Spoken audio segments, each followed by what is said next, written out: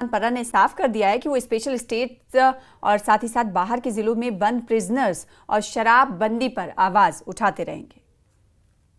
L G صاحب کا پہلا ایڈریس تھا اور یہ جو ایڈریس ہوتا ہے کیونکہ یہ جموں اینڈ کشمیر گورنمنٹ کا ویژن ریفلیکٹ کرتا ہے، تو پہلی بار ہم دیکھ رہے ہیں کہ نیشنل کانفرنس کا ویژن، اس میں leader of opposition Sunil Sharma صاحب نے بھی کہا کہ یہ پرائم منسٹر کا ویژن ہے۔ تو غرض ہمیں کہنے کا ایک طویل مدت کے بعد جموں کشمیر میں سرکار بنی ہے۔ ہمیں امید تھی کہ لوگوں کی ایسپریشنز کے حساب سے جو پرومسز نیشنل کانفرنس نے اپنے مینیفیسٹو میں کیے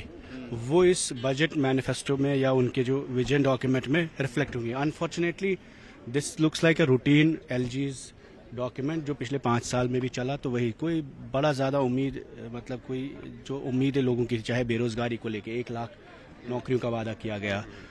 جاب گارنٹیز ایکٹ کہا تھا 3 مہینے میں، rationalisation of reservation, political prisoners کی بات، جو ابھی نوجوان جیلوں میں ہے، کیسوں میں ہے، ایف آئی آرس میں ہے، ان پہ کوئی بات نہیں ہوئی، اور اس سے زیادہ جو پولیٹیکل پرزنرز کو شفٹ کرنے کی بات ہوئی وہ کہیں مینشن ہی نہیں تھا۔ جو 6 سال کی جموں کشمیر میں سفوکیشن ہے، statelessness, hopelessness, landlessness. فی الحال اسی کے ساتھ